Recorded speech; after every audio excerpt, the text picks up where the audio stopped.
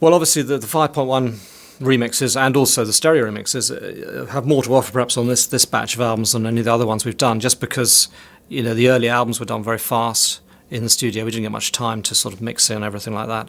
So you can really revisit them and explore them and separate stuff out to a much greater degree. And I think the transformation, obviously we had some restrictions on 𝗃𝗃𝗃𝗃 because it was recorded on an 8-track machine, so you don't have as much ability to position things as you do on the later ones. But then from Nursery Crime was a 16-track. And you can then start to spread the stuff out. And I mean, I think particularly on, well, all the albums really, but particularly I suppose those Nursery Crime and Foxtrot, you're able to kind of just suddenly find space in there that wasn't there before. And another song that to me sounds wonderful in 5.1 is 𝗜υχ𝘁𝗶𝗶𝗄𝗃, the first part. I just think that's the way the guitars sort of come in and out, and everything is really good. And then the voices too. There's a bit in the middle of that, which is a bit sort of Crosby, Stills and Nash, which sounds almost better than Crosby, Stills and Nash. Dare I say it? No, but it's just the way it works is lovely. And there's something you can do. I think with 5.1, one of the best things actually is the position, be able to position the guitars all over the place, because we always use quite a few of them. You know, often on those songs there's three of us playing guitar, and it does produce a wonderful sound, I think. Well, I didn't really get involved much with the mixing. I mean, I made some comments on some of the stuff that I was involved with, and but and I encouraged with the 5.1. I think, you know, we'd done quite a lot of work in our studio that was sort of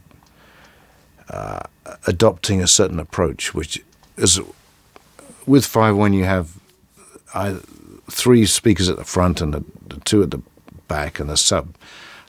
And a lot of people, because there are some systems out there where the 2 back speakers are throwaway and, you know, cost half as much than the ones in the front, or at least the 2 left and right,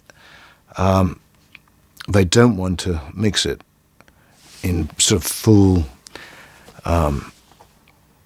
Panavision, you know, like widescreen 5.1 mixing, and you either are afraid of that and, you know, mix very conservatively, like enhanced stereo, or you say, you know, fuck it, let's just do it for people who have got the good systems all around and spread the stuff, and really make use and take advantage of being in this sort of 3-dimensional environment, and that is the way that I prefer.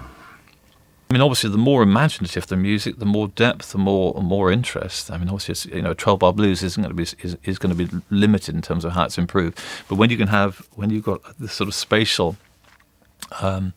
dimension coming in, obviously, the more interest in the music, then the more it's going to benefit from the technology, isn't it? I think it's quite good because you go back and you've forgotten. You know, in your mind, you have an idea of how you think about the song. But you haven't heard of it 30 years or 20 years, so actually you go back and you kind of often reevaluate and go, well, that's really quite nice. Or you go, that's really not very good. Both are okay, you know. I think you sort of, it's funny how you decide early on what a song is and never change it. I think it's improved it sonically. I think the mixes have improved things because, you know, everyone's had decades to reflect on how it could be improved. Technology is obviously much more flexible now. Could have gone further, of course, in terms of the timing and tuning and everything. Stuck everything through Auto-Tune, Melodyne and all the rest. But ours not the reason why. It's still preserved pretty much as it was. It's almost as if it's just had a bit of a dusting rather than a total facelift. It's been interesting to hear, because I never really listen backwards unless I'm, you know, in an interview situation or visiting someone who happens by chance to be playing it. I don't sort of look it out as a trip down memory lane. And as you know, it's amazing how quickly you fall back into those old roles and still want different things done in different tracks. So I think probably you get different versions of all the songs if you allow the different members of the band to do their own mix. And it's not just the more me syndrome. You know, I think sometimes there's different sort of approaches and taste. It's been fun to do. I mean, it's been a sort of, it's a bit like writing the book. We've done that. Sort of summing up, isn't it? Writing the book, doing these mixes. You feel that your body of work is now sort of in a good space. The earlier albums really benefit more because of the time restraint for mixing, and just the fact that if you got a good mix, it was luck. There was no computers, so you couldn't go back and fix something and gradually arrive. Everybody's hands were on the desk, and if someone had messed it up, that was the end of that. Do it again, and somebody else would mess up. So, undoubtedly, the new mixes of the old songs would be sonically better. I find it quite hard spending a lot of time dealing in the past. Nick's done a great job, and Tony's been there an awful lot, so I sort of left them to it. Definitely the early albums have improved a lot, I think, because they were not recorded so well. I've enjoyed the whole process. I mean, I've been there every time with every track, helping or hindering Nick, as the case may be, really. No, really just trying to give the group's point of view, because sometimes some songs end up further away than they should be, and other songs end up sounding great straight off. So revisiting these things, it's great for me, because I know a lot of these songs I hadn't heard for a long time, actually, and I had sort of preconceived ideas about them as well. I was particularly thinking '𝗜𝘁𝗶𝗲𝗄𝗏 was a very weak song, but hearing that recently, I thought that's just a pretty good song. So it's quite nice to be able to do that and to reassess what you feel and to explore your past, really. It's kind of strange, because I've been, it's been a sort of 2-year process of going through all these things, and you're reliving your past. But you hear, as overall, one ends up being, quite proud of the stuff.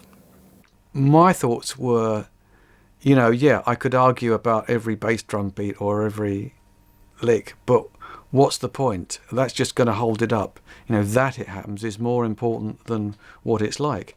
As it happens, when I heard the first of these mixes, I was absolutely thrilled with how good they sounded. What we didn't want to do is to suddenly make it all contemporary 2006 kind of sounding. The idea is to try and keep the character, so it still sounds, if it's a 1976 album, it still sounds like 1976, but you make it sound, good within that kind of parameter. The new stereo mix, I think, is probably the definitive mix, and that's almost, to me, as important as a 5.1. It's a different sort of thing, but I think it's he's done it very well. I think he hasn't changed. To be honest, from 𝗜𝘁𝗶𝗏𝗄𝗏 onwards, I would say there's less change, because I think our recording got better, but in these early albums, I think there's much room for improvement, and he's done the balance very nicely, I think. When I've listened to the bits and pieces of them, I can hear that they've benefited from being brought into this century. Well, I was quite interested and excited about it, actually. I think particularly, obviously we've done the whole lot now, so I mean, the earlier albums, there's so much you can do to them. I said we did some of these albums in a very short period of time, and we were very rushed when it came to the mixing stage, and things just got, were not done satisfactorily, really, because you didn't have the time. So for a start, you can go back to these things, and you can even just remixing them in stereo would change, make them better. When we were doing these remixes, though, we took as our kind of brief that it shouldn't change them. They shouldn't really change. They should sound like they did, but just better. So you don't want people to come in here and say, oh, that's completely different. You just want people to hear it and think, God, that sounds great, but it still sounds like the song I know. So we're not trying to change balance or anything particularly. You might obviously with 5.1, because you can position things all round. You can you hear things you didn't hear before necessarily. So you just got to make certain you get that sort of the effect right. There are moments when you do gimmicky things, like you put a voice out the back, things like that. But you try to keep those a little bit for shock value and things, and there are other things you put out the back. I mean, some of the percussive things sound really nice just coming out of a sort of strange area.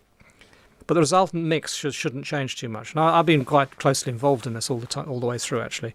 I mean, Nick Davis has been the man who's done it, who's been our most recent engineer-producer. And he's been kind of doing the bulk of the work. But I've come in at the end of every song, either sort of depending on when he went, sometimes earlier, depending a little bit on the song and how he feels about it, and then we'll kind of try to think about the whole group, not just about the keyboards. Obviously, put the keyboards a bit louder, I have to be honest. The process has been very much Nick Davis running the show, and Tony Banks coming in, I think, to listen to every mix. I've been very lazy. I didn't come in very much. I must admit that. I hold my hand up. And I heard the mixes at the end. I mean, I obviously I trust what they do, and obviously much more keyboards than there would have been. There should have been, because Tony's been here all the time. But allowing for that, no, I think it's been much more their baby, really. I haven't been that involved, apart from listening and okay, and making a few comments. But I think it's Nick's managed to improve the sounds and the tracks without spoiling them, and I think the fans will find this actually. You know, if you like, the trouble is, if you like the old versions and you kind of change it too much, you've lost something. You know, you can't go to hell with that, start again. You've got to pay homage to the old sound and the old mixes, and I think Nick's done it very well, I think. I just really enjoyed it all, really. I just found that, you know, you'd hear things on these songs you couldn't remember, really. And then you go back to the original, they are sort of there, but not as loud as you might want it. And backing harmonies, you know, you can just get everything just sort of to sound so nice. And even when you go back and then make a stereo out of that new 5.1 mix, just about every case it sounds better than the original, just because you've had the time to do it. Certainly everything up to and including Duke, that's the case, I think. The albums after that, the technology being better and everything, it's less of a change. But I think particularly the albums, you know, well, the albums within this grouping, the 5 albums we're talking about here, particularly the first 4 of those, I think, you know, just changed so much. Because what's on tape, particularly on albums like Window Mothering and Duke, is really good, I think, and this just really brings it out now. I've left all the old mixing much more to Tony, and I have a slight problem actually with it. I feel it makes me live in the past too much.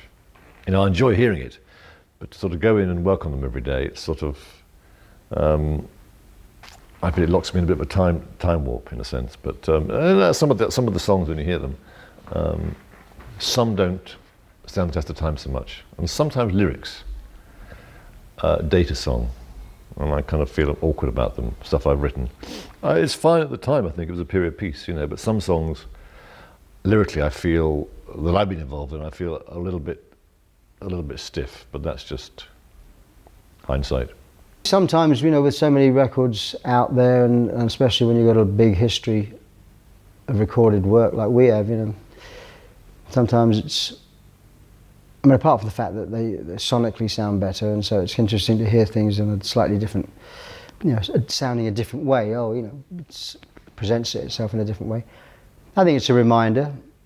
It's a little bit of a nudge in the ribs that you know, did you forget about that album? Forget about that album, you know.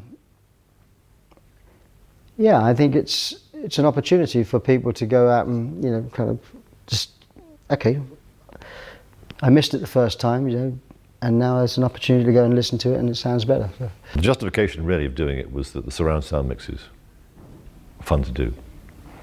And I hope in time they'll have more value in terms of as more and more people get the surround sound. So while you're there, you do a stereo mix because you've done all the work. And I think some of the early songs, when our recording career was quality was a little bit suspect, have been improved a lot. Without being too clever. They definitely got stronger. The Pageant years, I think, were always very good. They haven't improved much because you can't really improve them, I think. And it's quite nice, I suppose, putting the sort of body of work like that together. Well, I think the 5.1 mix always brings something to the thing, and I think the more expansive pieces benefit from it more than anything, you know. You know, the Dominoes and the Tonights, because you can place things, you know, they sound really, really good. Mama, I think, sounds really good now, you know.